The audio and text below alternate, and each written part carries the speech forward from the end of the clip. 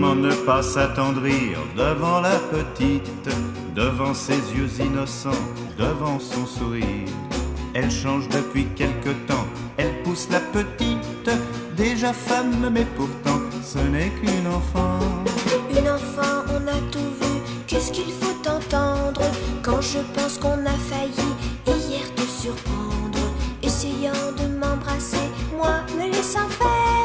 Il n'est pas si mal, l'ami de mon père. Une chanson qui s'appelle La Petite, que j'entends un peu partout, là, que j'aime beaucoup, mais je voudrais comprendre une chose précise. Le texte me gêne un petit peu, j'avoue. Ah bon? Moi, pas beaucoup, mais un petit peu. Alors, écoute, Claude, je vais t'expliquer. Il y a des gens qui ont l'esprit quelquefois mal tourné. Oui, effectivement, cette chanson La Petite, est-ce que c'est un flirt? Est-ce qu'on ne sait pas exactement ce que c'est? Non, c'est tout simplement que ma petite Française, j'ai envie de la protéger, quoi qu'il lui arrive. Je voudrais pas qu'il lui arrive des bricoles. N'est-ce pas, ma petite Française? Si. N'est-ce pas? Oh, ma petite Française. Voilà. C'est pour ça que c'est ma toute petite à moi, mon petit ange. Je suis son grand frère, quoi. Hein? Moi, je suis obsédé, carrément. Et puis, je suis obsédé par la catégorie de filles qui viennent me boire. Je vais te dire, même si ça peut paraître physique, parce que, bon, on me dit, bon, tu aimes les fruits verts, t'aimes les petites filles dès qu'elles ont de 15 à 18 ans, après 18 ans, c'est des vieillards, on n'en parle plus. Alors je dis, c'est un petit peu ça, et en fait, c'est le contraire. J'aime ou jusqu'à 17, 18 ans, après, je commence à me méfier. Bon, Dieu seul sait si j'ai des aventures au-delà de 18 ans, bien sûr, heureusement. Mais après 18 ans, je me méfie. Si l'on pouvait vraiment parler, je te décrirais la maison où mon père m'a embrassé. Peut-être plus que de raison, si l'on pouvait vraiment parler. J'ai fait une chanson un jour qui s'appelle Petite, parce que tous les hommes de mon âge, en chiffres, je veux dire, à partir de 40 ans, je pense qu'il n'y a pas eu un homme qui n'ait un jour regardé une petite fille en train de devenir une femme avec l'œil de l'homme.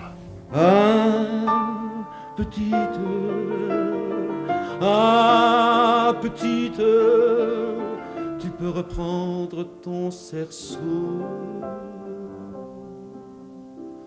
et t'en aller tout doucement, loin de moi et de mes tourments.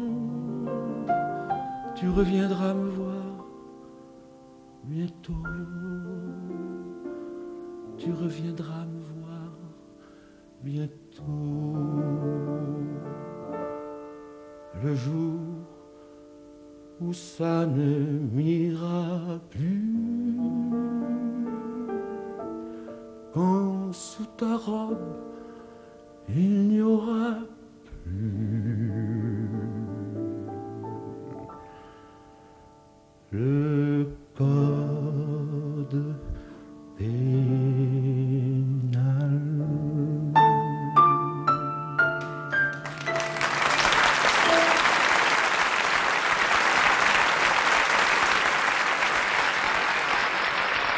Il s'agissait de relations un peu personnelles avec une fille de 14 ans. Mais quand vous l'avez connue, il n'y avait pas seulement des préoccupations morales, il y avait une base qui était la réalité, votre préférence pour les petites filles peut-être. C'est pas ma préférence pour les jeunes filles, disons, ou jeunes femmes, ça sonne mieux en français. En ayant des expériences avec les gosses, en jouant avec eux, en ayant des rapports émotionnels et même sexuels, sexuels dans le sens émotif, caresse, etc.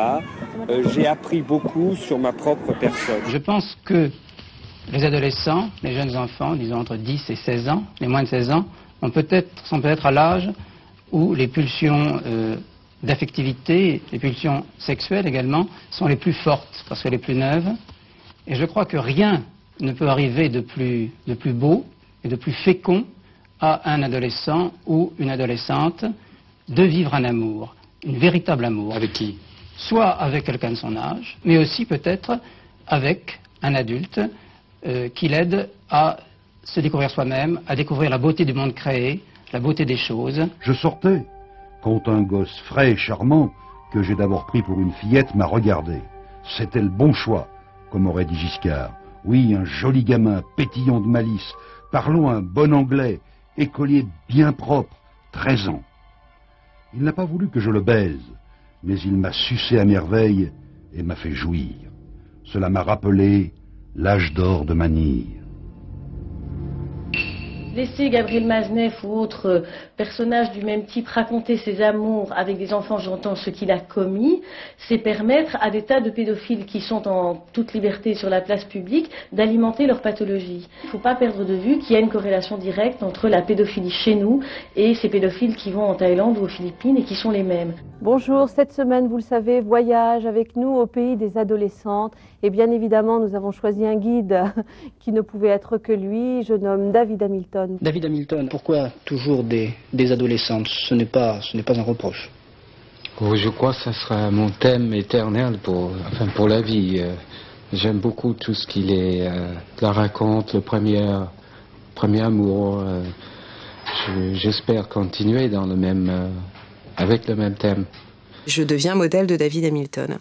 Et au fur et à mesure, Hamilton commence à avoir des gestes déplacés à mon endroit, mais je suis toute petite, je me rends pas totalement compte de ce qui se passe. Et un après-midi d'août 1987, il me viole.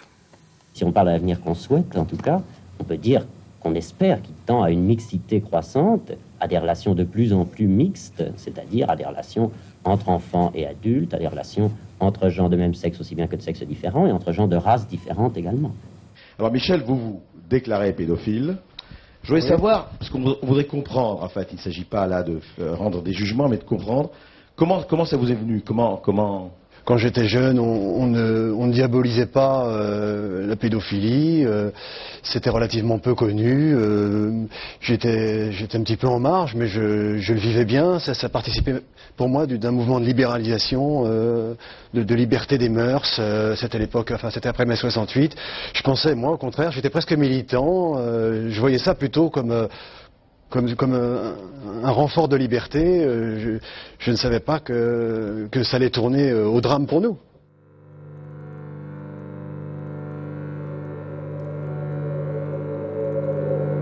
Savez-vous combien d'enfants sont victimes de violences sexuelles?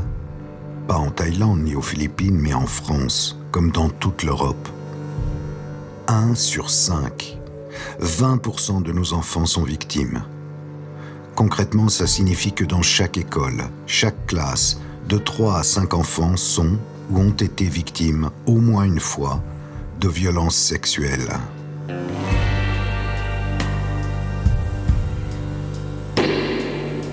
Ce chiffre a été publié en 2016. Personne n'a daigné en parler. C'est la synthèse glaçante des études initiées par le Conseil de l'Europe. Le Conseil de l'Europe, veillant sur les droits de 830 millions de citoyens, ça fait 166 millions de victimes. En France, 67 millions d'habitants, les victimes de violences sexuelles sont donc potentiellement plus de 10 millions. Cela fait combien de prédateurs? Mathématiquement, plusieurs centaines de milliers. Les violeurs d'enfants sont donc là, parmi nous. Ce film raconte comment ils sont parvenus à passer entre les gouttes, entre les mailles du filet.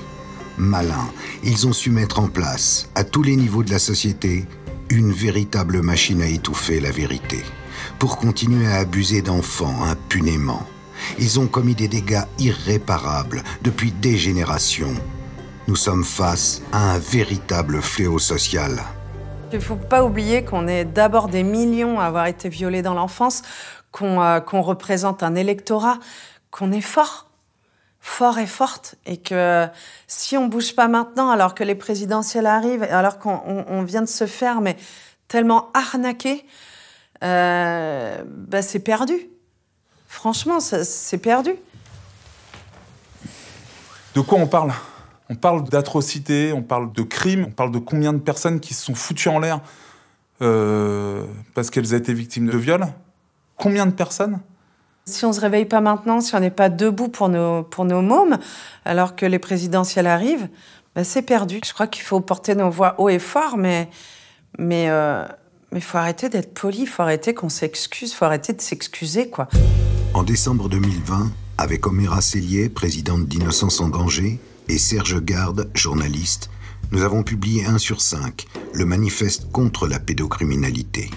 Nous proposions 25 mesures pour que la peur et la honte changent de camp. Nous, élus de la nation française, devons prendre nos responsabilités et protéger les plus fragiles d'entre nous. ceux qui ne peuvent se défendre, ceux qui ne peuvent parler quand l'inimaginable pour eux se produit. Je vais reprendre ici les mots du manifeste écrit par Karl Zéro, Oméra Cellier et Serge Garde. Utiliser le corps d'un enfant. Ce n'est ni une liberté, ni un choix de vie, c'est un crime. Monsieur le ministre, les éléments sont là, la volonté parlementaire est présente et nos concitoyens attendent ces actes forts pour qu'en France, dorénavant, la honte change de camp. Aussi, monsieur le ministre, comment le gouvernement rejoint-il cette lutte? Je voudrais d'abord vous dire que, en matière de lutte contre les violences faites aux femmes et en matière de lutte contre les violences sexistes faites aux enfants, depuis le début de ce quinquennat, nous avons beaucoup travaillé et j'ai la fierté de vous dire que personne n'en a fait autant que notre majorité. Je dis bien personne.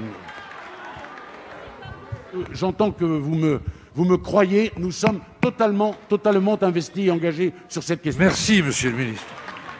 Presque un an plus tard, où en sommes-nous? En janvier 2021, le livre de Camille Kouchner, La Familia Grande, est parvenu, de par l'onde de choc qu'il a su créer, à placer la pédocriminalité au cœur du débat.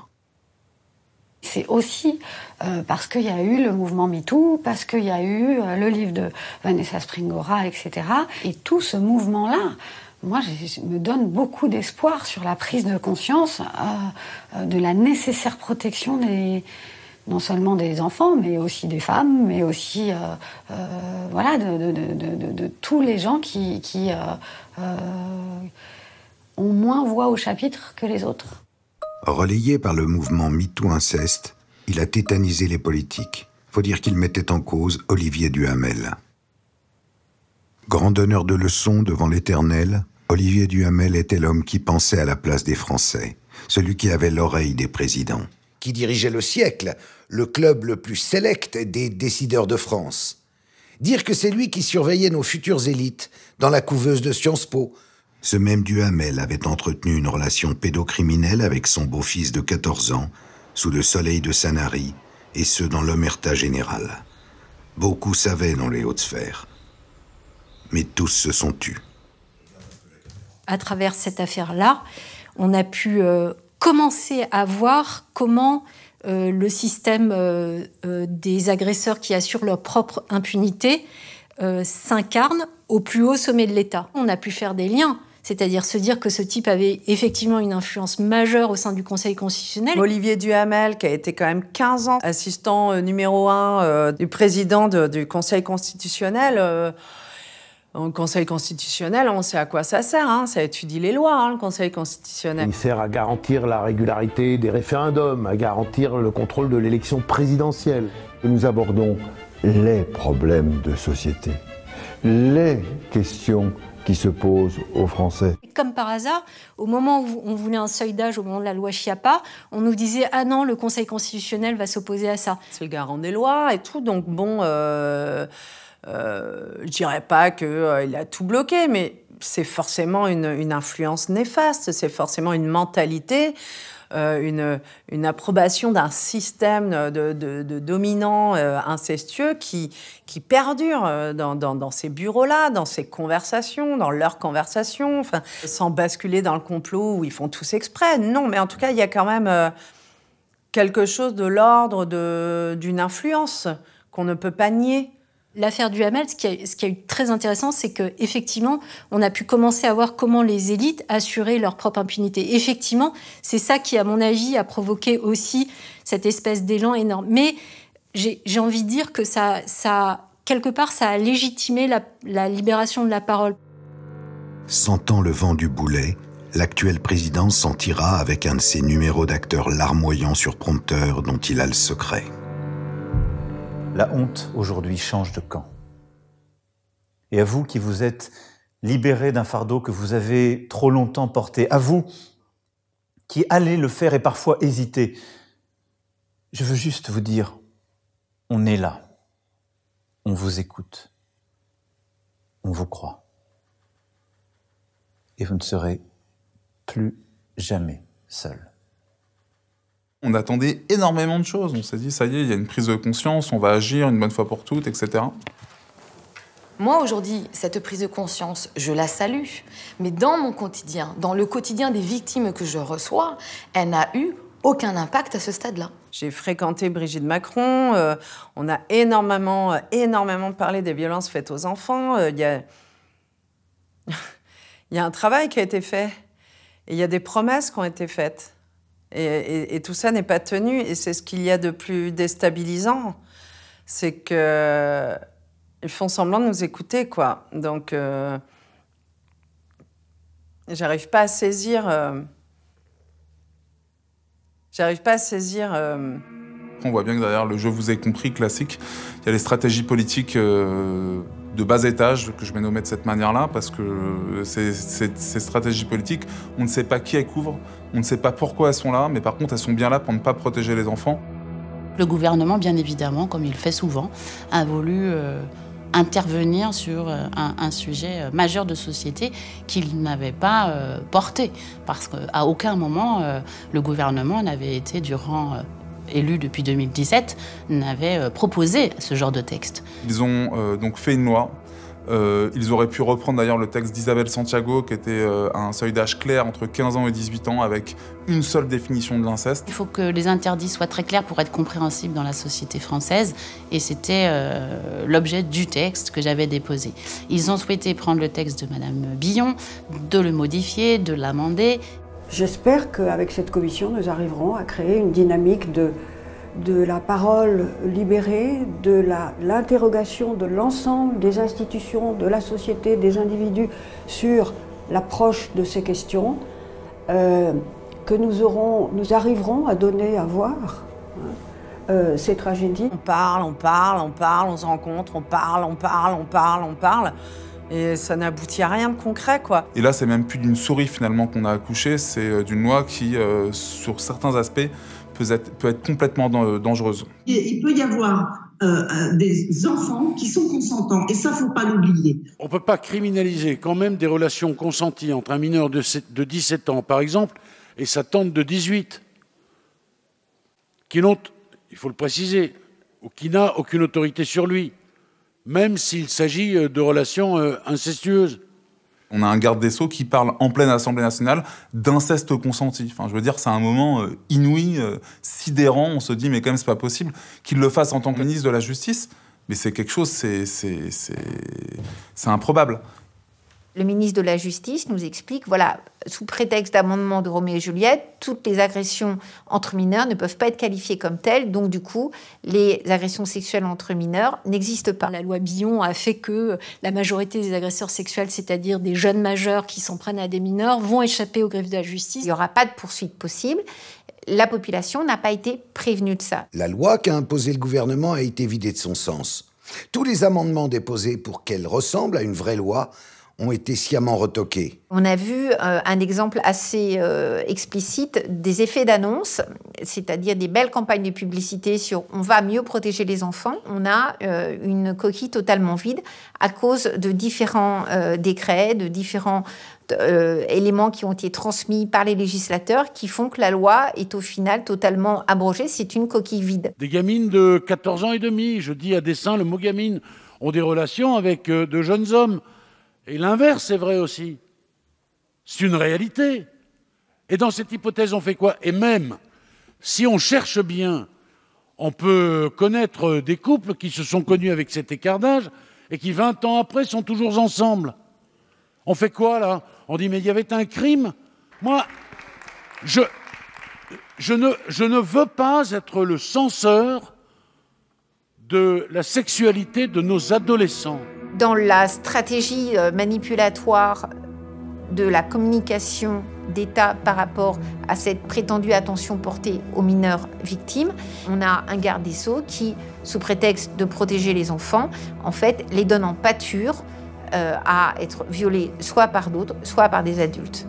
Vous voyez bien dans les chiffres du ministère de l'Intérieur, si on regarde les condamnations, 65% des auteurs ont moins de 24 ans, 45% des auteurs ont moins de 16 ans, c'est qu'il y a un vrai putain de problème avec les adolescents et les jeunes adultes. Depuis, je dirais, l'hypermédiatisation qui a été engendrée par les révélations de Camille Kouchner, Moi, mon quotidien de cabinet, mon quotidien de prise en charge d'enfants qui viennent révéler des abus sexuels intrafamiliaux ou dans les écoles n'a strictement pas changé. Je me souviens d'une conversation que j'avais eue avec notre garde des Sceaux, Éric Dupond-Moretti, au téléphone, qui me disait « Oui, mais alors cette ère victimaire ?» Et je disais « Mais vous vous trompez en fait, monsieur le ministre, on n'entre pas dans une ère victimaire.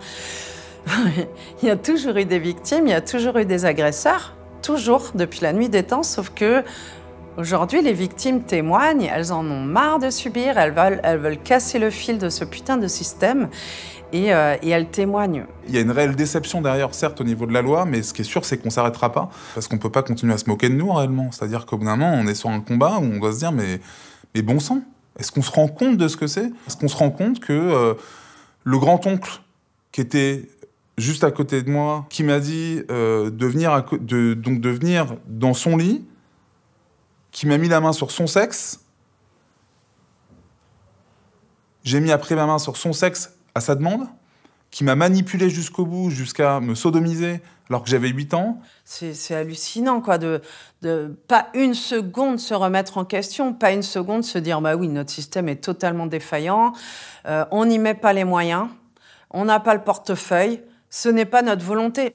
Il faut tout faire pour que ça s'arrête. Parce qu'on est en train de sacrifier une génération.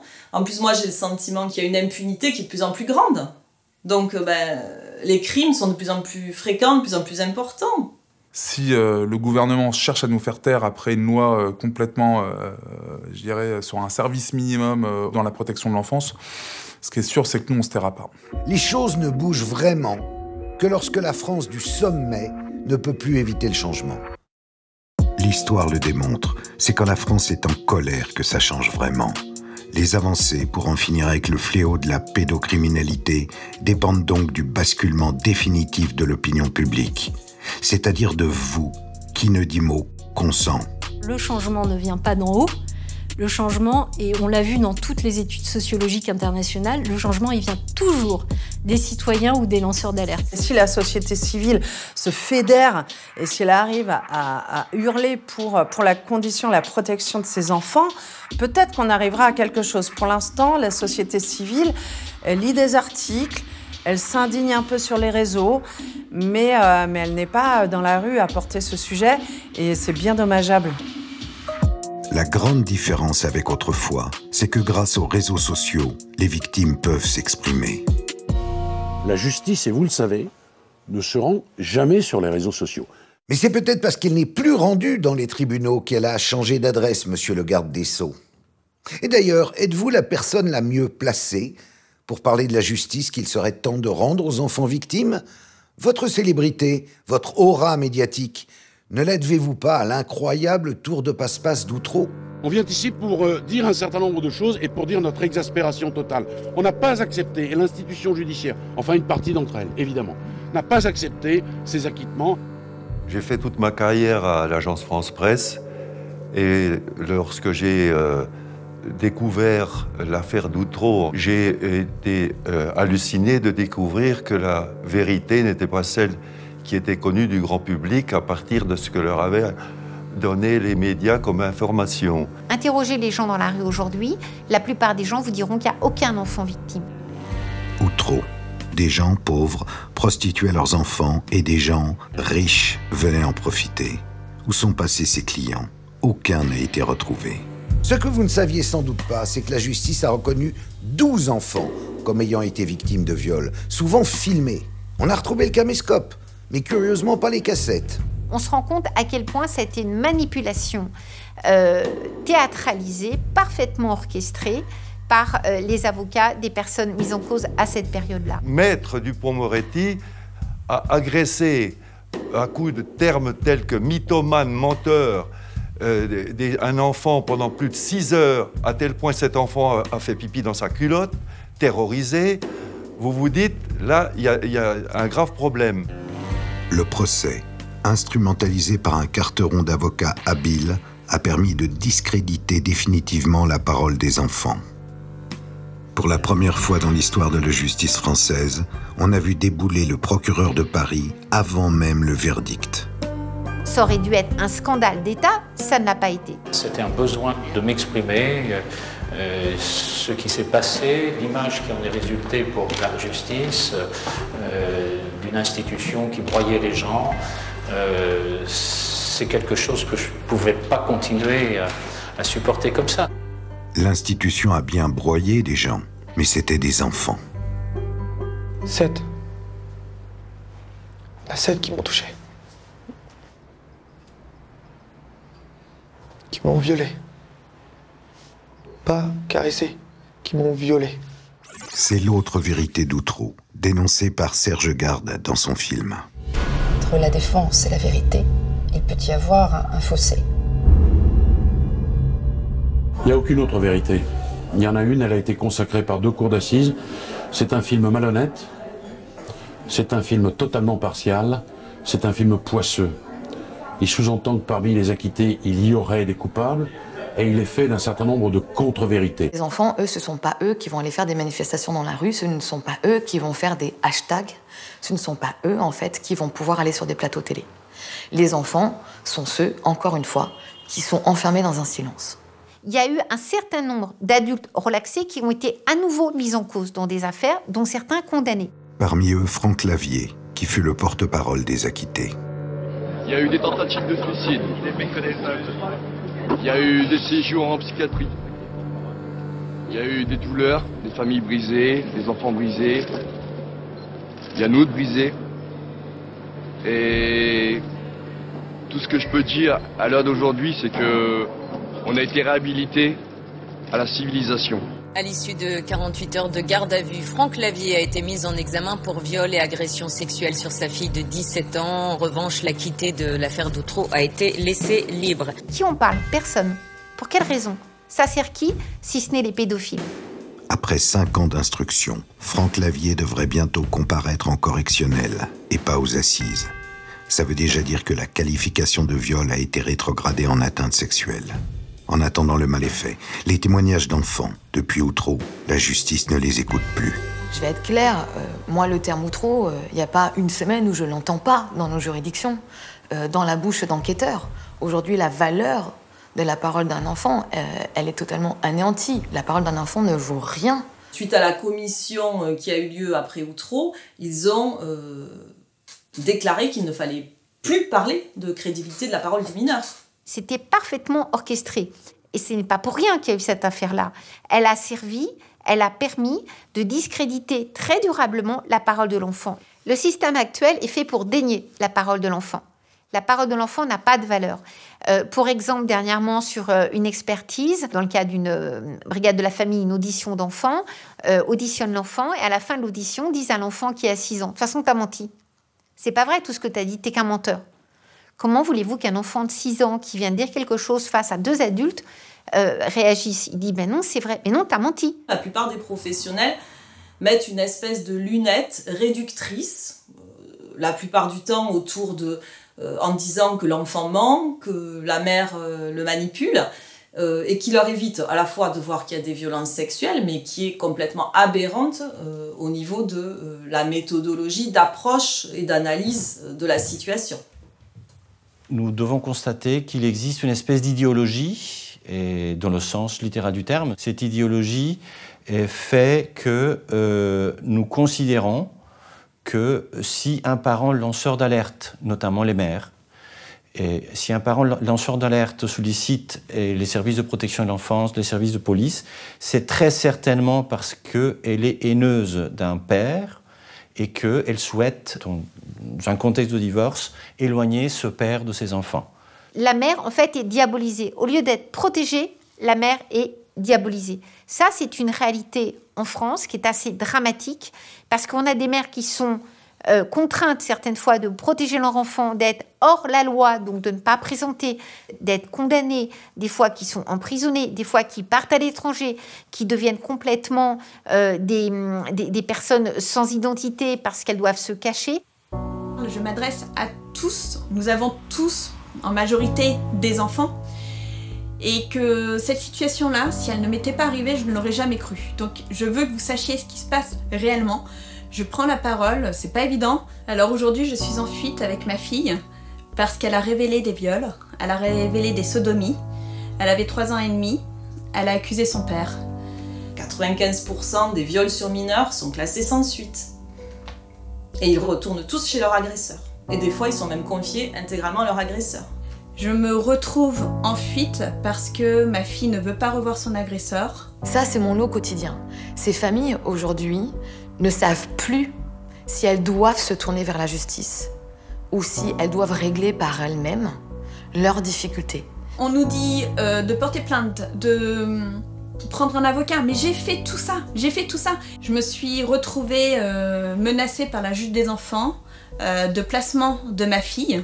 Je me retrouve dans un cercle vicieux, puisque mon enfant ne veut pas revoir son agresseur, qu'il l'a violée, qu'il l'a jetée aussi par la fenêtre du premier étage. Moi, aujourd'hui, j'ai des mères, j'ai des pères qui font le choix de fermer les yeux à ce que peut dire leur enfant, de crainte de perdre totalement la garde de leur enfant. On vous donne le choix entre la peste et le choléra, entre revoir son agresseur ou à ce qu'elle soit placée en foyer.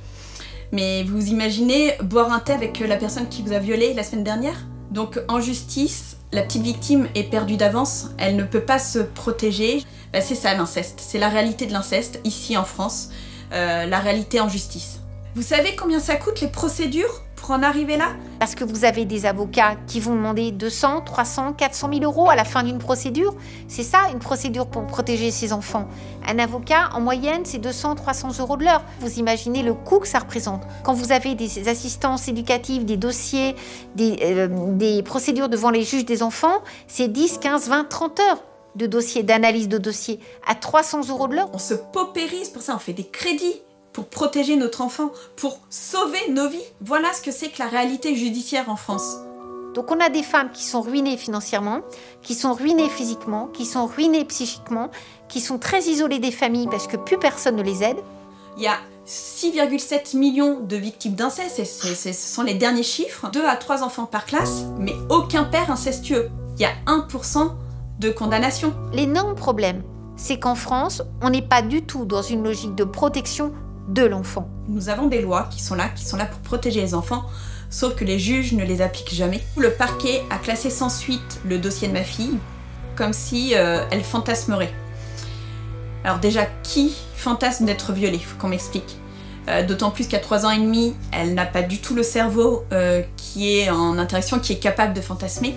On n'est pas du tout dans le respect du droit des enfants. C'est-à-dire qu'on ne se situe pas à hauteur d'enfant, mais à hauteur d'adulte. Mettez-vous un instant à ma place, que feriez-vous? On est en train de construire une génération complète d'enfants, totalement, je dirais, détruits, maltraités par des décisions. Il faudra quoi pour que je puisse revenir et que ma fille soit en sécurité? Je crains ce que va devenir cette génération d'enfants. Ce sont des futurs parents, eux-mêmes avec des enfants. La littérature scientifique a démontré que environ 40% d'enfants qui ont connu des violences sexuelles vont devenir des adultes agresseurs. Ces enfants-là, non seulement ils ont subi une maltraitance par des violences sexuelles ou autres, par des mauvaises décisions de justice, vont être enfermés dans des traumatismes. Ce sont des personnes qui commencent les agressions quand ils sont eux-mêmes parfois enfants et adolescents. Et le scénario est le scénario qui se répète à l'identique de ce qu'ils ont subi. Moi, je suis obligée d'alerter sur le fait que notre système actuel de justice vient tout simplement alimenter, en tout cas favoriser, le déni et le silence. Et cette contradiction-là ne pourra amener, à mon avis, qu'à un effondrement général, un effondrement dans la confiance qu'une population doit avoir au vu de sa justice. Si d'aventure il veut éviter cet effondrement, le système judiciaire va devoir repenser complètement le rôle des experts dans les affaires pédocriminelles, car certains d'entre eux sont surtout des experts en erreur. Ce qu'il faut comprendre, c'est que les magistrats ont dans leur boîte à outils de compréhension d'une situation un certain nombre d'experts. La nomination est assez obscure concernant ces experts-là. Nous avons des magistrats qui ont leurs petites habitudes avec tel ou tel expert, mais nous avons surtout des experts qui n'ont eu aucune formation actualisée, aucune compétence poussée dans la parole de l'enfant.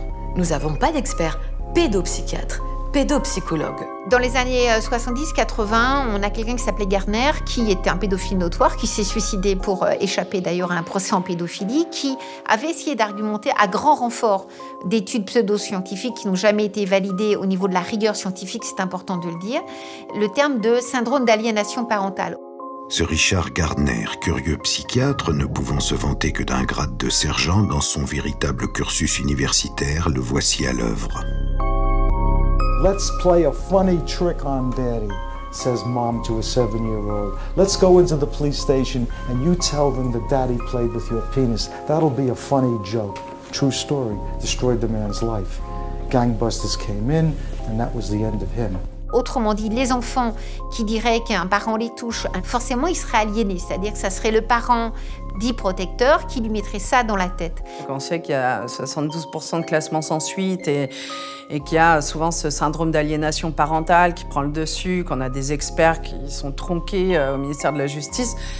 J'ai des centaines de décisions de juges aux affaires familiaux qui vont décider d'un transfert de garde au nom de ce syndrome-là, sans aucune assise scientifique, sans aucune assise médicale.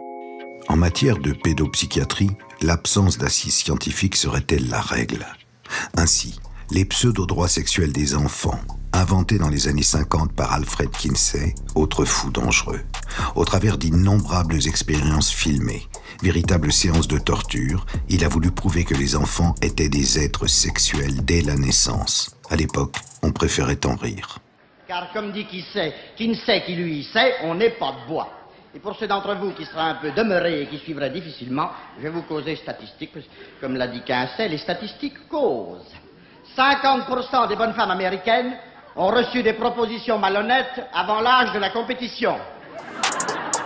Depuis, cette idéologie pro-pédophile a été largement promue par l'Organisation mondiale de la santé. Il y a eu il y a quelques années au niveau de l'Organisation mondiale de la santé ce qu'on appelle les droits sexuels. Sauf que derrière cette loi, vous aviez un certain nombre de partisans connus de la pédophilie, certains ayant été condamnés, qui ont œuvré, fait un véritable lobbying pour que la loi passe. Et dans cette loi, il y avait la nécessité d'initier au plaisir les enfants dès la maternelle, à l'école, avec des études qui sont absolument abjectes au niveau éthique. Masturber des bébés pour voir jusqu'à quel moment, combien de temps il faut pour qu'ils aient une érection, enfin des choses assez hallucinantes. Mais l'OMS a validé ça. Il y a même eu en Europe, quand la loi est passée, des boîtes qui ont été vendues avec des matériels pour les écoles maternelles. Maternelles, c'est des petits, hein, c'est des 2-5 ans, avec des pluches en forme de sexe. Et l'objectif de la séance d'éducation à la sexualité en classe était de montrer comment un sexe de garçon en peluche faisait pour rentrer dans une vulve en peluche censée représenter le sexe d'une fille. L'éducation à la sexualité, c'était ça. Enfants pervers, parents aliénés, sexualité chez les tout-petits. On est chez les fous, me direz-vous. Oui, et c'est un courant dominant en France qui a même ses vedettes, comme l'éminent expert judiciaire Paul Bensussan. Alors il y a cette parution que je pense être un ouvrage de référence sur l'aliénation parentale. J'ai l'honneur d'avoir été un des rares contributeurs européens de cet ouvrage. C'est quelque chose qui est destiné à ceux qui sont en train aujourd'hui de travailler sur les classifications psychiatriques de demain. Le but de cet ouvrage est l'inscription de cette pathologie dans les futures classifications prévues pour 2012, donc pour demain. À Outreau, Bensussan fut le seul expert à laisser entendre que les enfants avaient menti. Il fut aussi le seul à ne pas les avoir rencontrés. Il vint ensuite parader devant la commission parlementaire qui suivit Outreau. Les enfants victimes, certes ne l'étaient pas tous, mais ceux qui étaient réellement victimes ne l'étaient peut-être pas d'autant d'adultes qu'ils avaient désignés. Et dire que ce sont des experts comme lui, qui chaque jour décident du sort des enfants, bien plus que les juges. Ils ne s'en cachent pas d'ailleurs. Comment avoir l'hypocrisie de dire que le juge ne va pas tenir compte de nos préconisations? Non, ce que nous écrivons est très important, peut-être même trop, peut-être même que nous empiétons sur la mission du juge. Le syndrome d'aliénation parentale est une plaie dans l'institution judiciaire. Ce syndrome d'aliénation parentale repose sur une théorie issue d'un esprit unique mais qui a totalement diffusé dans le milieu judiciaire, alors qu'il n'est aucunement reconnu par les plus grandes autorités médicales et scientifiques internationales. On a ce qu'on appelle le DSM, qui est une classification internationale des maladies mentales. La dernière version DSM-5, elle date de 2013. Il y a eu un lobbying extrêmement fort, des pressions extrêmement fortes qui ont été rapportées par les membres constitutifs du DSM, les scientifiques, les médecins, les psychiatres qui constituent le DSM, pour dire attention, on ne peut pas faire n'importe quoi, parce qu'il y a eu beaucoup de pression pour que rentre dans le DSM-5 le syndrome d'aliénation parentale. Il y a eu un refus catégorique de le faire rentrer, considérant que ça n'était pas un syndrome, ni un symptôme, que ça n'était pas une pathologie. Le syndrome d'aliénation parentale est l'arme, je dirais, fatale, utilisée par les magistrats pour anéantir la parole d'un enfant et le parent protecteur. Comme le SAP n'est plus dans le DSM-5, les avocats ne manquent pas d'idées. Ils regardent qu'est-ce qui existe dans le DSM-5. Munchausen par procuration, qui est une maladie psychiatrique où on induit les troubles à son enfant. Donc du coup, on voit fleurir depuis 4-5 ans dans les protocoles, dans les expertises, dans les arguments, les conclusions des avocats, la mère, souvent, certaines fois le père, et Munchausen par procuration, puisqu'on n'a plus le droit de parler du SAP. Tant qu'on sera sur une méthode que moi j'estime archaïque, dans l'appréhension en fait des faits sexuels, on ne pourra qu'amener encore pour de nombreuses années à des problèmes de classement sans suite, à une annulation de la parole d'un enfant. Le problème, c'est qu'aujourd'hui, pour juger de la crédibilité de la parole d'un enfant, on utilise encore et toujours la sacro-sainte doxa freudienne. Cet homme est l'un des plus grands qui ait jamais vécu. L'un des 3 ou 4 à qui nous devons l'essentiel de ce que nous sommes. Son nom, Sigmund Freud. Freud a dit par exemple que le plaisir de ce bébé qui tète sa mère peut se décrire comme un plaisir sexuel, où les lèvres jouent le rôle de zone érogène, comme les organes génitaux chez les adultes. De ce petit ange de 3 ans, Freud a dit que c'est sur la zone anale et sur le jeu expulsion-rétention de la défécation que se fixe sa sexualité. Freud a dit que les petits garçons étaient amoureux de leur mère et jaloux de leur père. Oui, pourquoi pas tout cela, dites-vous? Pourquoi pas pour les autres? Mais non, Freud a dit que c'était le cas pour vous, pour nous tous, pour chacun de nous. L'instrumentalisation de la pensée freudienne a fait beaucoup de dégâts parce que certains avocats, certains magistrats l'utilisent pour disqualifier encore plus l'enfant en disant bah ça c'est normal, de toute façon tous les enfants sont pervers, même Freud l'a dit. Si l'enfant libère sa parole, c'est du fantasme et c'est de l'imaginaire, c'est du fantasme oedipien et c'est de l'imaginaire, et donc, quoi qu'il en soit, sa parole est discréditée. À l'origine, avant le complexe d'Oedipe, Freud avait eu une toute autre intuition. Il pensait, avec plus de bon sens, que l'origine des névroses et des traumatismes était due à une stimulation sexuelle à un âge présexuel. C'est ce qu'on appelle la première topique. Et puis, à partir de 96-97, il a eu connaissance d'un certain nombre de secrets de famille qui ont fait que l'histoire de la réalité des violences sexuelles, de l'inceste, c'était juste plus gérable pour lui. Et du coup, il a fait un changement à 180 degrés. Sigmund Freud a renoncé en quelque sorte au traumatisme réel et concret pour se focaliser sur le fantasme sexuel. En effet, dès l'année suivante, sous peine de se voir marginalisé par la bonne société viennoise où il évolue, il va renoncer à sa première idée sous la pression de ses pairs, sans parler du sien de père. Comme Freud lui-même le révèle à son ami Wilhelm Fleiss, son père Jacob Freud forçait son frère et ses sœurs cadettes à lui prodiguer des fellations lorsqu'ils étaient enfants. Il écrit « Mon père était un de ces pervers. Il est cause de l'hystérie de mon frère et de celle de plusieurs de mes jeunes sœurs. » Freud sort alors le complexe d'Oedipe de son chapeau. Cette théorie nous a imprégné notre société, nos écoles de psychanalyse, nos facultés de médecine, nos facultés de psychologie, et nous a appris en quelque sorte à délaisser le corps et à lui préférer le fantasme et l'esprit. La psychanalyste suisse Alice Miller sera la première à oser dire clairement que Freud s'est fourvoyé. Les disciples répète ce que Freud a décidé. Il a décidé d'abandonner la vérité parce qu'il n'a pas supporté toute la vérité sur l'abus de l'enfant. Et il a supprimé la vérité et il a fondé, on peut dire comme ça, fondé une école où la répression de la vérité, de la réalité de l'enfant était institutionnalisée. Alors dans la psychanalyse, il n'y a pas de place pour la réalité. Mais personne n'écoute Alice Miller. Ce qui amènera une autre psychanalyste aussi révérée que Françoise Dolto à en conclure que puisque l'enfant fantasme, l'inceste ne peut pas exister. Dans l'inceste père-fille, la fille adore son père et est très contente de pouvoir narguer sa mère. Question. Donc la petite fille est toujours consentante. Françoise Dolto, tout à fait. Question. Mais enfin, il y a bien des cas de viol. Françoise Dolto, il n'y a pas de viol du tout. Elles sont consentantes. Vous voulez les preuves que c'était vraiment... Non, mais je vous crois. Je veux pas, bon, je sais que vous me croyez, mais cet extrait... personne ne le croit, voyez-vous. Je l'ai lu, moi, ça, c'est vrai. Ah oui? Je me souviens très bien de l'avoir lu. C'est d'en choisir. Alors, j'ai pensé que c'était moi qui n'avais pas le QI pour comprendre tout Dolto. J'ai été soufflée. Mais je l'ai lu. Dès lors, puisque même Dolto dit que l'enfant ment, impossible pour les professionnels de l'enfance de défendre des menteurs. J'ai rencontré une petite fille qui est venue me voir au cabinet et j'ai, suite à des révélations de maltraitance, effectué un signalement, comme me l'oblige ma déontologie.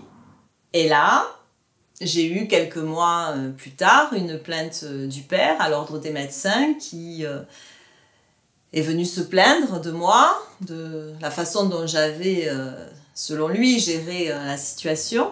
J'ai été interdite d'exercer la médecine pendant 3 mois.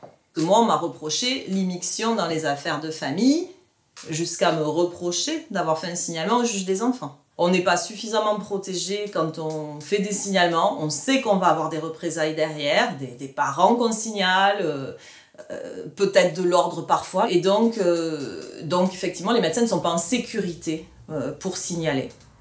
Et ne sont pas assez non plus entourés.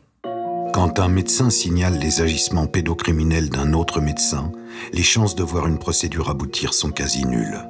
Le chirurgien Joël Le Squarnec a ainsi pu abuser d'une multitude d'enfants tout au long de sa carrière, malgré les signalements répétés de plusieurs confrères dont personne n'a voulu tenir compte. Le Squarnec ne sera arrêté qu'en 2017. Vous avez un chirurgien qui est actuellement en prison, mais qui attend le jugement sur le viol de 349 enfants sur leur lit d'hôpital où il officiait comme chirurgien. Eh bien, ce Toubib, en 2005, fait l'objet d'un signalement. Que s'est-il passé? Classement sans suite. Et aucune interdiction, ce qui se fait normalement lorsqu'il y a un signalement de ce type, aucune interdiction d'approcher des enfants. J'ai tué une enfant de 5 ans quand, un dimanche, mon oncle m'a prise en photo et a voulu regarder sous ma robe et m'a caressé les fesses en me disant que j'avais un très joli maillot de bain. À chaque fois qu'on se voit, il y a toujours des mains baladeuses, on va dire, et qui vont de plus en plus loin et profondément. Ça a débuté, j'avais 5 ans à peu près, jusqu'à 13 ans où je me suis enfermée dans ma chambre pour pas qu'il pénètre la nuit. J'ai été victime de viol pendant 6 à 7 ans. Ma mère travaille en milieu hospitalier. Elle a des horaires atypiques et du coup, elle peut pas s'occuper de moi tous les jours. Donc les amis de mes parents lui proposent de me garder. Je dors chez eux plusieurs semaines, plusieurs mois, plusieurs années. Et donc le violeur en profite la nuit pour se rendre dans la chambre où je dors. J'essaie de résister. Et puis, comme il agit de nombreuses fois, on finit par se dire qu'on n'a pas le choix et qu'il faut se laisser faire. Ça va durer plusieurs années, à de nombreuses reprises.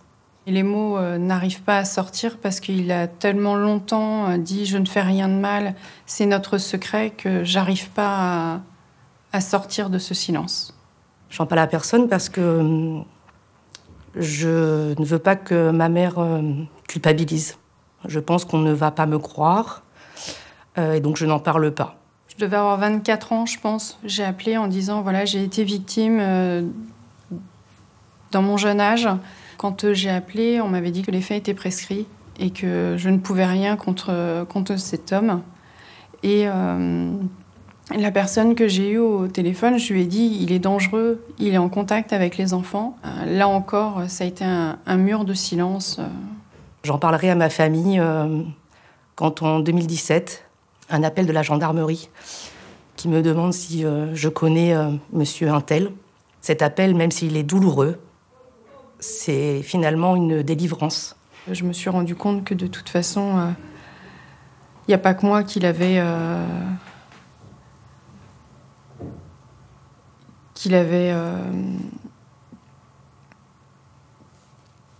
C'est douloureux parce que à ce moment-là, je comprends que je ne suis pas la seule victime. Puisque pourquoi je n'ai pas parlé non plus quand j'étais enfant, c'est parce que je pensais que j'étais la seule, en fait. Alexandra et Stéphanie ont longtemps préféré se taire et ressasser seuls leur traumatisme. Mais d'autres victimes ne recouvrent la mémoire de leur viol que bien des années après. C'est l'amnésie traumatique, refouler l'indicible, le viol subi enfant, l'effacer de sa mémoire. C'est un mécanisme psychique inconscient qui permet de survivre. Cette amnésie affecte de 40 à 60% des victimes. Elle peut durer des décennies, voire toute la vie. Lorsque les souvenirs du viol refont surface, les faits sont souvent prescrits. Son viol à l'âge de 3 ans, l'actrice et chanteuse Marie Laforêt ne s'en souvint qu'à 60. Elle fut l'une des premières à oser parler publiquement de son amnésie traumatique. J'ai revécu très exactement tout ce qui s'était passé, le nom du monsieur, son costume, sa manière de faire, tout est revenu en même temps. Et il m'a été impossible d'en parler pendant d'abord 3 jours et 3 nuits de crise de larmes, mais après très difficilement j'arrivais à donner des bribes. On sait qu'une partie considérable de ces amnésies traumatiques se prolonge 20 ans, 40 ans. Les viols que j'ai subis enfant me sont revenus à l'âge de 37 ans. J'ai beaucoup de souvenirs extrêmement précis de mon enfance qui sont remontés comme une espèce de bombe atomique. J'ai été également violée par 2 cousins. Ces cousins avaient 13 et 15 ans, donc j'en avais 12. Quand j'en ai parlé, ça a été à l'âge de 25 ans, ça a été un cataclysme. Et en fait, il m'a sauté dessus pendant que son cadet m'a retenu les mains et l'aîné m'a mis son sexe dans la bouche. La violence était telle que réellement, je pense que j'ai cru mourir. C'est-à-dire que c'était tellement violent, insupportable. Et puis, en fait, c'est ce qu'on appelle de la dissociation traumatique. C'est-à-dire que je sors de mon corps. Je suis sorti de mon corps. C'est comme une intrusion du passé dans ton présent. C'est comme un vieux grenier que tu ouvres et tu vois tous les objets, les jouets qui viennent d'un coup. Et je ne comprenais pas ce qui m'arrivait. C'est un fait que j'ai reçu en pleine figure. Vous ne pouvez en aucun cas le confondre avec autre chose, ni avec une prémonition, ni avec une histoire de confusion mentale. Il ne s'agit pas de confusion mentale. Au contraire, vous êtes d'une excessive précision. Lorsque un être humain connaît des violences qui dépassent ses capacités d'adaptation, et une partie de son cerveau qui s'appelle l'amygdale va inonder cette personne de neuromédiateurs de stress. Les choses vont tellement vite que le cerveau, en fait, il se disjoncte, en fait, réellement. Ces neuromédiateurs de stress sont conçus par la nature pour nous protéger et nous permettre de nous défendre ou nous enfuir devant l'adversité. Mais malheureusement, dans le cas de violences sexuelles subies par l'enfant, cet afflux massif de neuromédiateurs de stress est neurotoxique. La première chose qui s'est passée à l'intérieur de moi, quand mon cerveau a libéré ce souvenir, c'est de hurler le surnom de mon agresseur. Et ce surnom, c'était Jeannot. Je crois que c'est du même domaine que l'autisme, l'évanouissement ou le coma. Il y a un épisode douloureux et on va décider d'y mettre fin. La pensée a volé en éclats par l'irruption du trauma, l'émotion est anéantie pour éviter l'implosion. La scène du viol qui est remontée, c'est-à-dire je vois cette gourmette, je vois ses sous-vêtements, et si tu veux, je vois tout à la hauteur d'un enfant. Donc là, en l'occurrence, le premier viol qui est remonté, c'était une fellation. Et il a confirmé, parce que plus tard j'ai déposé plainte, il a confirmé tous les souvenirs qui me sont remontés, mais évidemment, il a nié les viols. Vivre l'émergence de ces flashbacks laisse un goût d'étrangeté dans la vie de ces personnes-là. Je me suis dit, mais c'est quoi ce truc? Enfin, t'as l'impression de vivre un peu une science-fiction. Et donc j'ai tout remis dans un tiroir. Mais ça ne marche pas parce que quand la boîte de Pandore elle est ouverte, les souvenirs sont là, prégnants, et à ce moment-là, tu tombes dans ce qu'on appelle un stress post-traumatique. Et c'est au bout d'un très long processus, effectivement, que la personne peut s'approprier cette mémoire.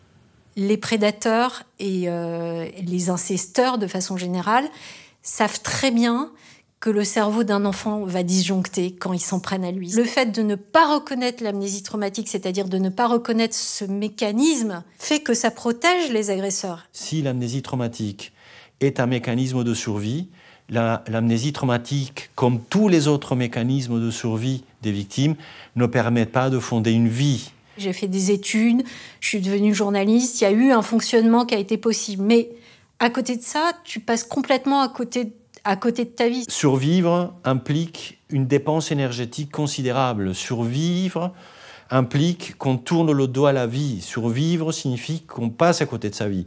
Survivre signifie qu'on déploie le plus clair de son temps et de sa vie à lutter contre l'émergence du trauma. La priorité, elle est dans la protection des victimes. Il faut absolument les protéger. Donc, il y a une culture de la protection qu'on n'a pas en France du tout. La deuxième priorité, c'est le soin, parce que je veux dire, une victime qui n'est pas accompagnée, qui n'est pas soignée, elle va être hyper exposée et hyper vulnérabilisée. Et la troisième priorité, c'est que les victimes puissent porter plainte. Quand t'as rien, quand t'as personne, quand t'as été violé enfant, tu peux développer des fibromyalgies, tu peux développer des addictions long terme. Et quand je parle d'addiction, c'est vraiment jusqu'à aller fumer du crack à Stalingrad. Hein. C'est-à-dire que cette espèce de cage où sont enfermés les souvenirs de viol fait qu'il y a toute une zone de ma vie qui n'a pas pu se développer. C'est-à-dire que j'ai eu une vie intime hyper compliquée, j'ai eu à l'adolescence des troubles du comportement alimentaire, j'ai eu une phobie scolaire, j'ai eu une dépression, et qui fait que, en fait, j'étais quelque part dissociée de l'être profond que j'étais. Tant que ma mémoire traumatique ne s'était pas libérée. J'ai des flashs très très précis. J'ai eu un retour d'amnésie traumatique quand j'avais 17-18 ans. J'étais pas prête à en parler du tout. Donc j'ai tout gardé pour moi. Donc je me suis plongée dans des addictions comme le shit, la beuh, l'alcool, beaucoup. Il fallait que je m'anesthésie pour dormir en fait. Et c'est comme ça que j'ai vraiment basculé dans les addictions de drogue et d'alcool. Les femmes le payent très cher.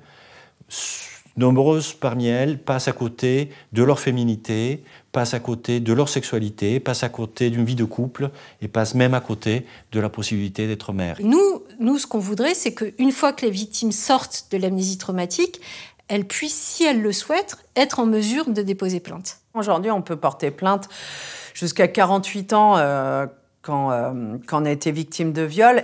Et ce, si on a moins de 38 ans en 2018, qu'est-ce que ça veut dire, ça, en fait Pourquoi d'un seul coup,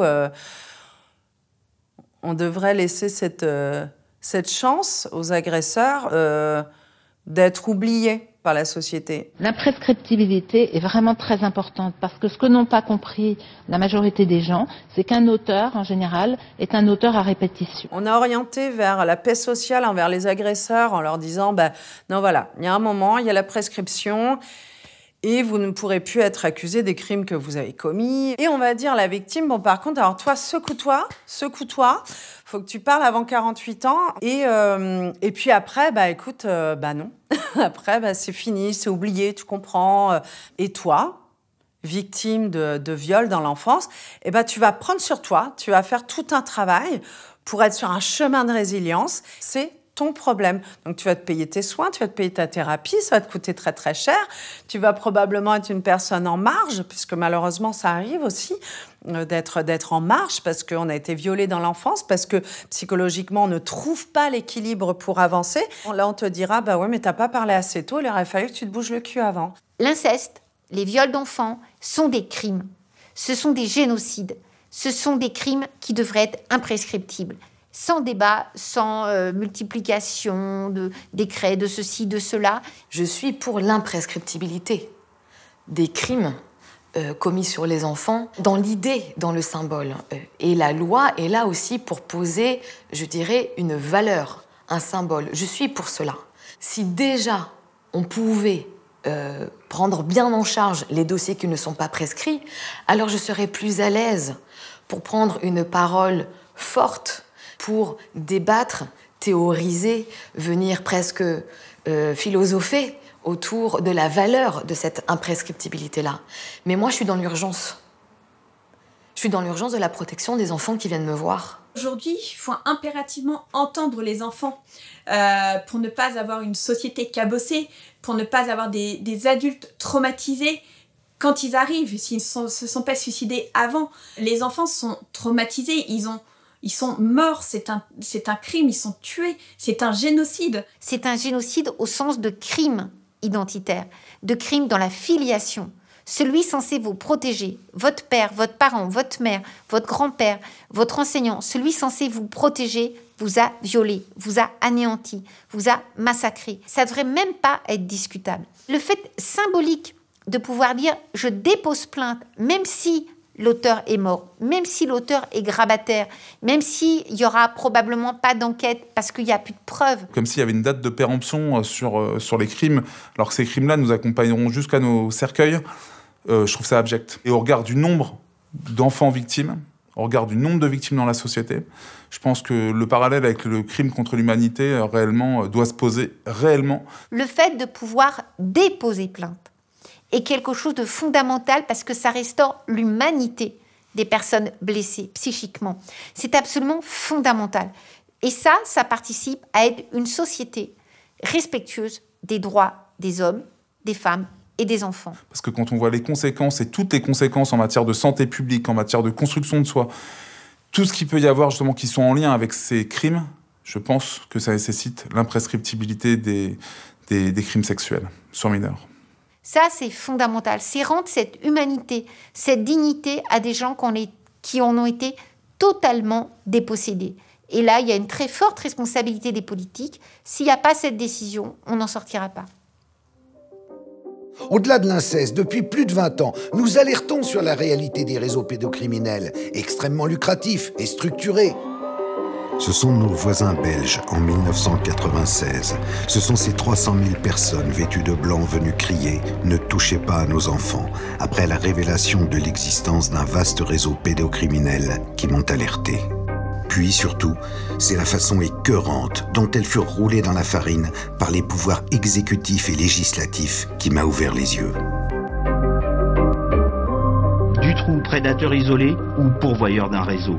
Les 8 années d'enquête n'ont pas apporté de réponse à cette question qui hante tout un pays. Dans le cas de l'affaire Dutroux, cette pénible affaire Dutroux, je me trouvais en vacances dans le Midi et il m'a fallu quand même un certain temps pour me rendre compte combien en Belgique les gens étaient sensibles à ce problème. On m'avait manqué. Sensibles à ce problème, sensibles au viol et au meurtre de leurs enfants. Pauvre homme. Maintenant, avec l'expérience, j'agirais différemment. Vous reviendriez tout de suite. Je serais revenu plus vite. Dès lors, la justice française, soucieuse de maintenir la paix civile, s'inspira de l'énormité du mensonge belge qui était passé comme une lettre à la poste. Elle transforma invariablement les Émile Louis, Patrice Allègre et Michel Fourniret, tous pourvoyeurs en chair fraîche de réseaux, comme Dutroux, en simples prédateurs isolés. Politiques, magistrats, policiers, journalistes, se côtoyant bien souvent dans des cercles fermés, déployèrent des trésors de prudence pour minimiser une réalité que le peuple ne devait pas savoir. Les réseaux pédocriminels existent. Arrêter un pédocriminel, le juger, ça fait le buzz. Ça donne l'impression que la lutte contre la pédocriminalité est prioritaire. Sauf qu'on omet toujours sciemment la vraie question. De quoi vivaient-ils ces serial killers ? Violer, tuer, ça ne rapporte rien. Alors qu'enlever des enfants, des ados, des fugueuses ou des handicapés mentaux pour les fournir à d'autres, c'est très lucratif. Tout a été mis en œuvre depuis 25 ans pour que cette vérité ne sorte jamais. L'histoire de réseaux criminels, c'est vraiment le fantasme par excellence des journalistes, des associations, de tout ce qu'on veut. Véronique a 20 ans. Depuis l'âge de 5 ans, elle a vécu l'enfer. Violée, prostituée par ses parents qu'elle a dénoncés et qui attendent de comparaître devant la cour d'assises, elle est parvenue à échapper à ceux qu'elle désigne comme ses bourreaux. On se fait battre, on se fait mettre des objets dans les orifices, on se fait... Il y a des fois des sacrifices d'enfants pour rendre grâce à Satan. Vos parents, comme tous les parents de ces enfants dont vous nous parlez, vendaient leurs enfants. Exactement, puisque ça rapporte un certain pourcentage d'argent, puisqu'un enfant qui a moins de 8 ans vaut 22 000 francs. D'où viennent-ils ces enfants? Les enfants qui sont sacrifiés ne sont pas déclarés ou sont des enfants étrangers. Notamment quand j'étais sur Agen, c'était des enfants, c'était des petits Africains, ils étaient noirs. Sur Jalais, j'en ai vu aussi, sur Nanterre aussi, mais c'était des petits blancs, des Français, mais c'est des enfants nés de viol. Ce sujet de 2001 fut le dernier sur une grande chaîne nationale à oser parler de réseaux pédocriminels. Plus personne n'osa s'aventurer sur ce terrain. Véronique s'était retrouvée sur les fameux CD-ROM de Zandvoort, au milieu de 8000 autres photos pédopornographiques. Une affaire tentaculaire qui ne fut jamais jugée. Donc c'est bien elle qu'elle a reconnu, elle a dit ça c'est moi. Voilà, c'est ça, hein. C'est tout à fait ça. Elle dit c'est moi. Elle le dit devant un inspecteur de police et en même temps qu'elle s'identifie, elle identifie 5 de ses copains et copines d'enfance. Donc ça veut dire qu'il y a une organisation et qu'il y a un réseau. Au sommet, personne n'avait envie de se retrouver avec une marche blanche en France. Alors, enquête bâclée, jugement bidon, lampiste condamné, réseau qui continue, fermez le banc. Saviez-vous qu'entre 2018 et 2020, 18 292 enfants migrants se sont volatilisés en Europe, soit 17 disparitions par jour? Qui vous en a parlé? Qui les cherche? Ils sont passés où, à votre avis? La classe journalistique, dans sa très large majorité, hélas, s'est offusquée à chaque fois qu'on a franchi ce qu'elle appelle elle-même la ligne rouge. Mais qui l'a tracée, cette ligne? Et au nom de quoi? De valeurs morales? Les valeurs morales, celles de la République, elles sont foulées aux pieds tous les jours par bon nombre de ceux qui sont censés les incarner. Un exemple, le tueur au visage grêlé, pédocriminel notoire, il a fallu 35 ans pour l'identifier. C'était un ancien gendarme, puis motard de la police avant de finir à la brigade des mineurs. Il s'est suicidé avant d'être entendu. Un autre exemple, Michel Joubrel, substitut du procureur général près la cour d'appel de Versailles, est condamné en 2006. Plus de 16 330 fichiers, photos et vidéos de pornographie enfantine avaient été saisis sur son ordinateur. Il encourait 5 années de prison. Il n'a écopé que de 8 mois avec sursis et 1 000 € d'amende. Coïncidence? Ce même Joubrel s'était empressé de faire muter sa collègue Martine Bouillon pour avoir eu le courage de dire la vérité à une heure de grande écoute à la télévision. Mais je sais et je peux vous dire qu'en région parisienne, j'ai effectivement eu connaissance de charniers d'enfants. Je pèse mes mots. Je n'en dirai pas plus parce qu'il y a une instruction en cours. Mais voilà. La question des réseaux est une réalité. Quand vous savez qu'un tel, on fait partie de réseaux pédocriminels, qu'il y a des enjeux derrière avec certains partis politiques, certains hommes de puissance, certaines personnes qui font partie de la bourgeoisie locale, des notaires, des magistrats, des médecins, etc., ça dérange beaucoup de monde. Vous avez signé une tribune, Monsieur Jack Lang. C'était il y a 40 ans, 77, avec d'autres signataires et même des grands noms, mais il y avait aussi Gabriel Matzneff, une tribune pour décriminaliser les rapports sexuels avec les jeunes. C'est une connerie. Aujourd'hui, nous sommes en lutte les uns et les autres contre l'inceste, les atteintes à la pédophilie, les atteintes aux mineurs. C'est révoltant. C'est effectivement révoltant, ces atteintes à la pédophilie, comme il dit.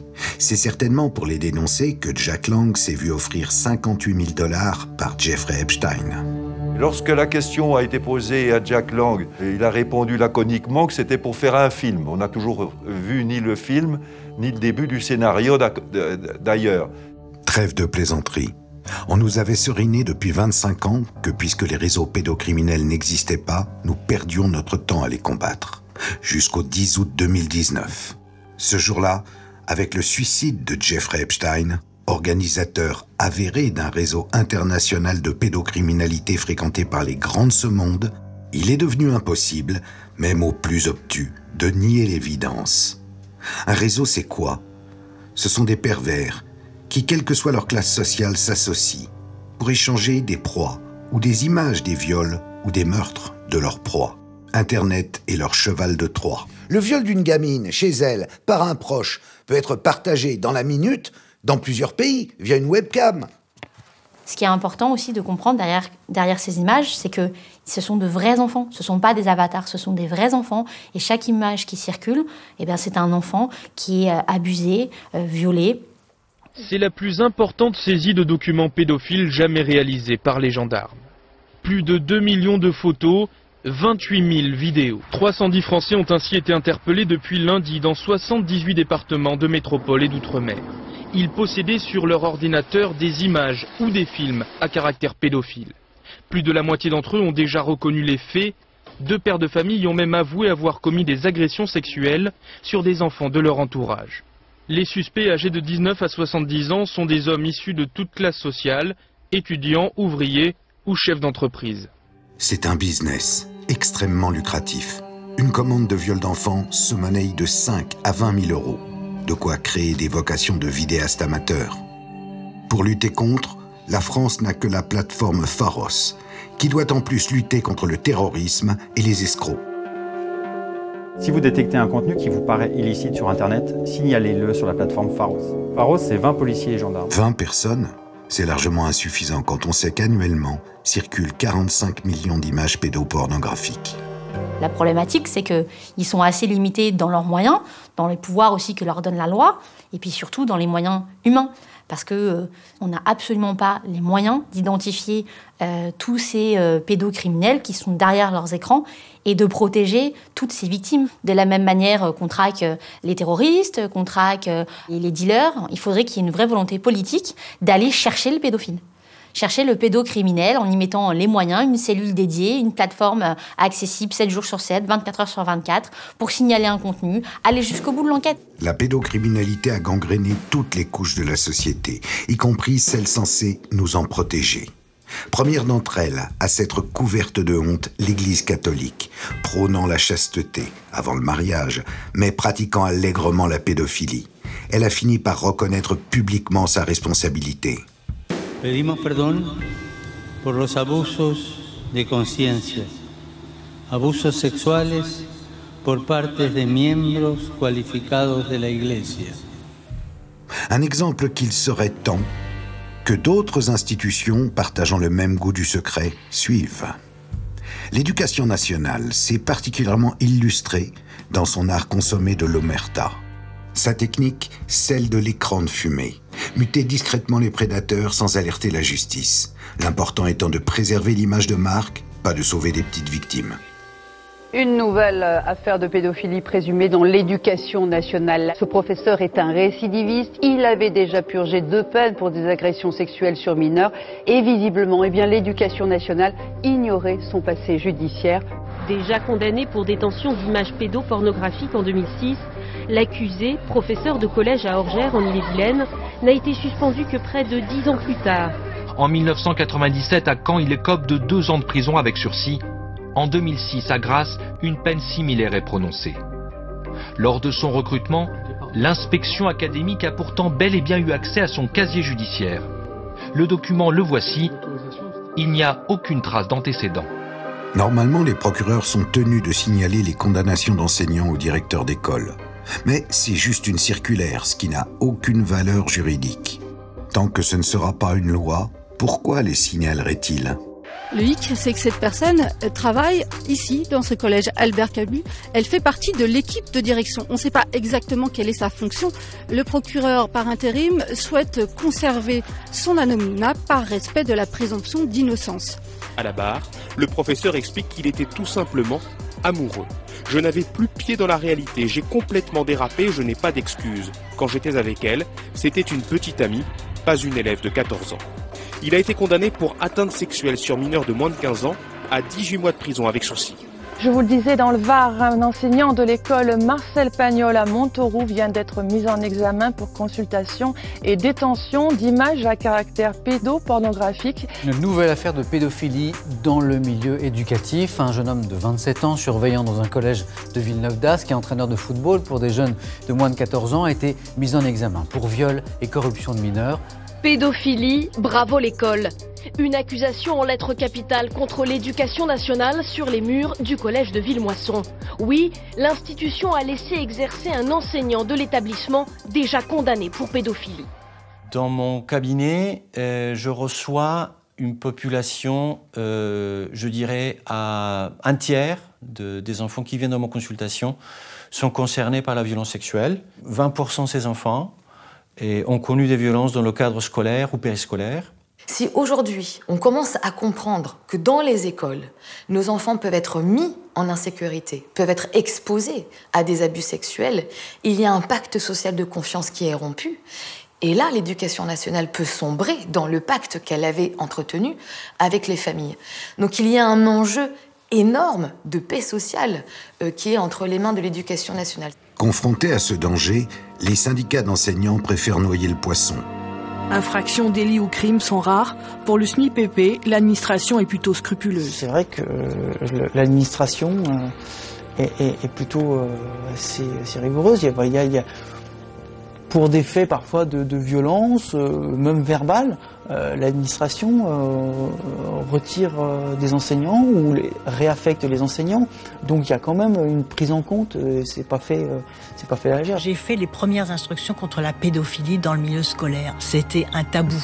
Avant, on mutait discrètement les pédophiles, si possible dans les Outre-mer. Comme ça, c'était loin, on n'entendait plus parler. Le principe, c'est celui de croire l'enseignant, de mettre à sa disposition des avocats, de mettre à sa disposition une cellule psychologique, de mettre à sa disposition un parcours professionnel provisoire, lui maintenant son salaire, pour lui garantir tous les moyens de défense nécessaires. À aucun moment dans les décisions du rectorat, de l'inspection académique, je vais avoir une ligne qui va amener une prise en charge de l'enfant qui dénonce ou des enfants qui dénoncent. J'assiste à chaque fois au même aveuglement de la part de nos institutions et des personnes qui sont mandatées par la République pour effectivement identifier ces personnes-là et éviter qu'elles atteignent les enfants. C'est pour dire à quel point tout ce qui touche l'éducation nationale, il y a un silence, il y a une chape de plomb qui est mise parce que, tout simplement, l'école est censée être un lieu de sécurité. Le mur, il existe depuis longtemps. Il y a quand même une affaire qui a fait légèrement bouger les frontières de ce mur. C'est l'affaire Villefontaine, qui est un enseignant de primaire et directeur d'école qui a commis des abus, des viols, des agressions sexuelles sur plus de 80 élèves. C'est dans sa cellule de la prison de Lyon-Corba que Romain Farina a été retrouvé pendu vers 5h40 ce matin. L'ancien directeur d'école était mis en examen et écroué depuis 1 an. L'affaire éclate en mars 2015 à l'école du Mas de Lara de Villefontaine. 3 enfants auraient été agressés sexuellement par le directeur de l'établissement. Très vite, des dizaines de cas similaires sont révélés dans 3 écoles où l'homme avait exercé. Au total, une 60aine de plaintes déposées. Son suicide survient alors que des progrès dans l'enquête venaient d'être révélés.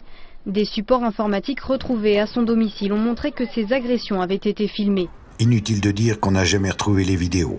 La ministre de l'Éducation de l'époque eut alors une réaction qui interroge sur le peu d'intérêt qu'on porta aux victimes. Nous avons été informés, le garde des Sceaux et moi-même, ce matin tôt, du suicide de l'ex-directeur d'école de Villefontaine qui avait été mis en cause pour des faits de pédophilie. Je suis sous le choc. Je suis sous le choc parce que je pense à la fois d'abord à la famille de cet ex-directeur d'école. Quand un enfant est victime dans une école, les parents, à un moment donné, vont se poser la question de « est-ce que mon enfant peut rester dans cette école ?» S'il reste dans cette école, il est à nouveau au contact avec le lieu où il a vécu un traumatisme, où il a vécu un abus sexuel. Les parents vont se poser la question de changer l'enfant d'école. C'est un enfer. C'est-à-dire que ça va être des mois de négociations avec le rectorat qui va considérer que l'enfant n'a pas à être changé d'école, que ça serait un drame pour l'enfant de changer d'école. C'est-à-dire que le souci premier est la protection de l'enseignant, la protection de l'enfant, son bien-être psychologique et le cadet des soucis dans ces dossiers-là au niveau des rectorats. Et une fois que l'enfant commence à présenter un certain cortège de symptômes, ces personnes-là demeurent sourdes et aveugles à sa souffrance. On est dans cette espèce de musellement. Donc c'est ça qu'il faut détricoter. C'est ça qu'il faut arriver. Je pense que l'État doit mettre son nez, mais encore faudrait-il qu'à la tête de l'État, il y ait des gens qui soient conscients de ça et qui veulent mettre vraiment leur nez dans ce qui se passe à l'abri des institutions bien fermées. Autre institution tutélaire où le grand ménage s'impose d'urgence, les anciennes DAS, rebaptisées Aide sociale à l'enfance. Les dysfonctionnements y sont légion. Le sort de 350 000 enfants s'y joue. Manque de structures d'accueil et surtout de personnel qualifié pour gérer des enfants qui arrivent déjà cassés et reproduisent sur d'autres enfants les violences sexuelles qu'ils ont endurées, quand ce ne sont pas les encadrants qui dérapent. Je m'appelle Lies, j'ai 25 ans et je suis un ancien enfant placé. J'étais un enfant réservé, timide et j'ai eu peur, très peur. Quand on montre pas les dents, quand on montre que l'on ne se défend pas, c'est le prétexte pour assouvir les pires violences sans aucune condamnation. J'ai été victime de viol par un jeune plus grand que moi. Souvent, les enfants victimes d'agressions comme ça, sexuelles ou autres, sont placés. Donc, ils ont vécu ce traumatisme-là. On les remet dans des instances. Suivant les instances, ils peuvent à nouveau se faire re-agresser sexuellement et on les accompagne pas en sortant. Ultime chapitre de ce voyage en pédocratie, posons-nous la question. Peut-on continuer à trouver normal que ce soit aux petites victimes de viol d'apporter la preuve qu'elles l'ont été ? Aux États-Unis, quand quelqu'un est violé, dit avoir été violé, c'est à la personne qui est mise en cause de prouver qu'elle n'a pas violé. En France, c'est l'inverse. Et c'est absolument hallucinant parce que c'est très déshumanisant. Notre système en France est celui d'imposer au plaignant d'apporter la preuve d'une infraction.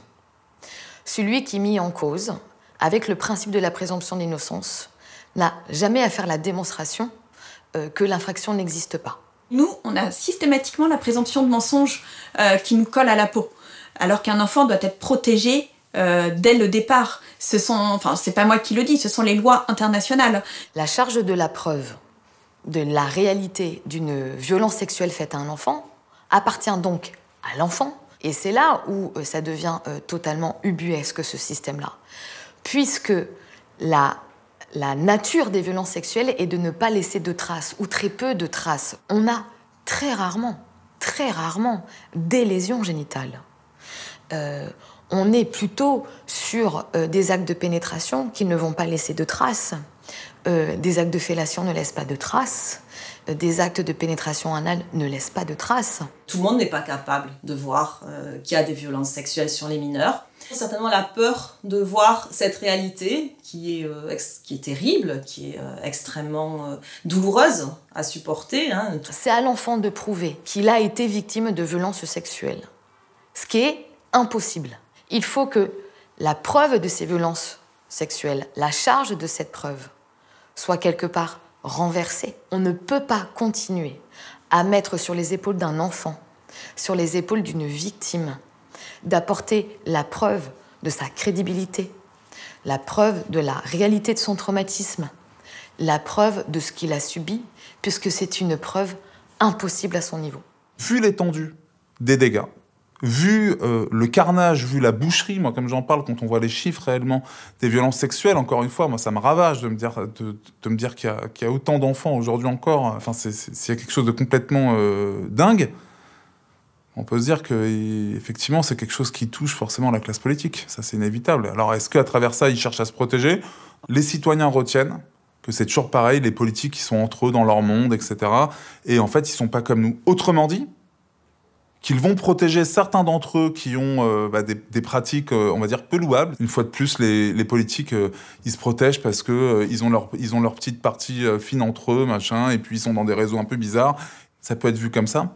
Alors que les violences sexuelles, ça n'a pas de classe, réellement. Et donc, on est en train, en fait, de complètement changer le sujet, là où notre cœur du sujet, c'était de protéger les enfants et que les gens se rendent compte que c'était des enfants qui étaient juste à côté d'eux et que ça parle à tout le monde. Je crois qu'il y a un dysfonctionnement institutionnel généralisé. Est-ce qu'il y a derrière ce dysfonctionnement un cerveau, des groupes qui tirent la ficelle? Je ne le crois pas, je l'ignore. Il y a un déni collectif, massif, je dirais, pas que des professionnels. Il y a un déni de la société, il y a un déni dans le monde politique, il y a un déni dans toutes les institutions. L'ignorance est commode, l'ignorance est confortable. Ne pas voir la souffrance et fait l'économie de ces personnes que la République mandate pour protéger les enfants et la société en général, l'aveuglement et l'ignorance et protègent notre société de regarder la réalité douloureuse de ces enfants-là. Face au fléau social que nous décrivons, l'ignorance, feinte ou réelle, a offert des avantages indéniables. L'ignorance ne perturbe pas les consciences. La lutte contre la pédocriminalité doit être au centre du débat de cette présidentielle. Le combat mené par toutes les associations, sur tous les réseaux sociaux, pour et par tant et tant de victimes ne fait que commencer. Pour la première fois, depuis quelques mois, l'enfant se trouve au centre des préoccupations de notre société. Ce mouvement qui est en train de se créer autour de la levée du silence, de la levée d'un tabou, ne sera complet que si la justice vient pleinement s'ancrer dans ce mouvement-là. Il est grand temps que le monde judiciaire vienne s'inscrire dans une volonté de faire différemment. Parce que ce qui a été fait jusqu'à aujourd'hui n'a jamais apporté une quelconque réparation à ces enfants. Pire, a créé de nouvelles maltraitances. Protéger l'enfant, y compris quand il ne peut pas parler, c'est un véritable problème. Les politiques n'ont pas la volonté affirmée, authentique, derrière les belles campagnes de communication, de protéger les enfants. On a des politiques qui sont bien à côté de la plaque par rapport à ce qu'on pouvait attendre d'eux, alors que c'était une telle évidence. Eh ben non, rien. Une société qui abandonne ses enfants est une société en perdition. On interroge beaucoup sur quelle va être la direction de cette société. Si cette société abandonne les enfants comme elle continue de le faire, alors que depuis des années, des gens témoignent, je veux dire... On se souviendra tous d'Eva Thomas, qui a été la première et qui a été lynchée médiatiquement. J'étais horriblement angoissée, mais je savais seulement... j'avais le souvenir de mon père sur moi et c'est tout. Mais tout ce qui s'était passé, j'en avais aucun souvenir. Et j'ai mis 30 ans à retrouver la mémoire. Et j'ai donc demandé à mon père de me dire ce qu'il avait fait. Et jusqu'à la lettre de mon père, je me défendais toujours en me disant que c'était peut-être pas vrai. Enfin, il y avait toujours cette espèce d'espoir que c'était pas vrai. Et si vous voulez, on n'a qu'une envie, c'est d'avoir rêvé, effectivement. Je vous propose de nous tourner vers nos amis Gilbert Kahn et Laure Baudouin qui sont à SVP parce qu'ils ont enregistré eux aussi énormément de témoignages. Gilbert Kahn. Ce médecin nous dit « Votre mission est intéressante, je suis amoureux de ma fille adoptive, ma famille le sait, l'accepte, pourquoi semez-vous la zizanie dans les familles ?» Un ingénieur qui nous dit « J'ai des relations quotidiennes avec ma fille de 13 ans, pourquoi empêchez-vous les gens d'être heureux ?» Un agent technique qui dit « On commence, où commence et finit l'inceste, j'ai une fille de 10 ans que j'aime caresser et je me demande si mes impulsions sont coupables. » Et dire qu'on a supporté ça pendant des générations et des générations. Comment les professionnels, psy, médecins, magistrats, policiers ont-ils pu passer à côté de toutes ces souffrances pendant un bon siècle ? Cette volonté d'ignorance, ce déni de la souffrance des victimes, c'est le grand allié objectif de celles et ceux qui freinent le combat contre les violences sexuelles faites aux enfants. Insidieusement, ça conduit à minimiser la gravité du viol et à favoriser l'impunité des prédateurs. Si on veut synthétiser la continuité de l'action publique face à la pédocriminalité, une phrase convient parfaitement. Regardons ailleurs et surtout, ne cherchons pas à comprendre. Depuis, on nous traite moins de menteurs et de menteuses, tout ça, mais je veux dire, on est en 2021, quoi. Et ils ont réussi à nous pondre une loi qui est... On a besoin de vous toutes, de vous tous. Si on veut que les enfants soient vraiment protégés, si on veut qu'à leur génération, la pédocriminalité ait été éradiquée, il va falloir se bouger. Il faut que tous les acteurs et les actrices de ce combat s'unissent. Et à partir de là, on va présenter nos mesures à tous les candidats pour les présidentielles. On leur demande de se positionner. On va commencer par aller voir ce qu'en disent les candidats. à la présidentielle. Notre vote compte, parce que si on y réfléchit, la majorité, c'est nous. 1 sur 5. Ça fait 13 500 000 personnes. Le vrai pouvoir, si vous le décidez, c'est vous. Ensemble, faisons changer la peur de camp.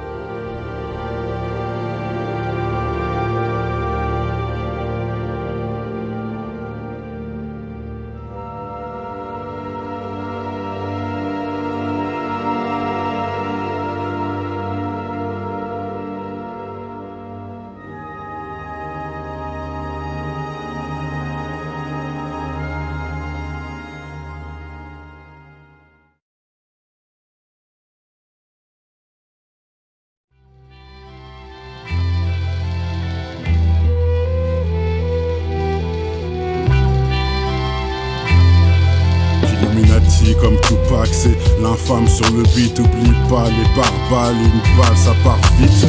Demande à Malcolm X, j'ai plus faim comme Gandhi. C'est la révolte, je vous le dis. Plus j'avance et plus je grandis.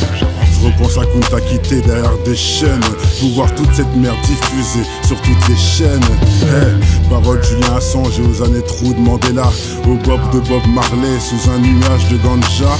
L'histoire traverse les époques et j'espère laisser une trace. Comme un tableau de Van Gogh tout claqué qui se vend des milliards. Ils veulent notre place comme Rosa Parks, on est des terres comme Luther. Toujours le point levé pour honorer la fierté de nos pères. Parole de Prodigy avec un coup de boule de Zinedine. On fait trop honte à la France pour goûter ce millésime. Tu peux demander à Moki, ceux qui dénoncent les élites. Depuis des piges et des piges comme ces fious, dis-moi qui suis-je. Parole de Kennedy, on est tous contrôlés. Liberté d'expression au shot, tu peux demander à Dieudonné. C'est vraiment triste notre époque où les bavures règnent. Tiens mon mastad derrière les barreaux, c'est qui nous craignent. J'entendrai jamais ma veste comme les frères avec leur Versace. Donne du bif à des millionnaires en laissant leur pays se faire racheter. C'est dramatique pour ceux qui donnent de leur vie. Un combattu jour et nuit face aux malins et toutes ces combines. Je suis un requin vicieux, un Black Dragon, un Black Panther. Pas un guignol marketing, le Black Panther Dark Marvel. Ils veulent effacer notre histoire, à nous de faire notre propre recherche. Y'a toujours de l'espoir, à toi de saisir la bonne perche mon frère. Que meurt l'infâme.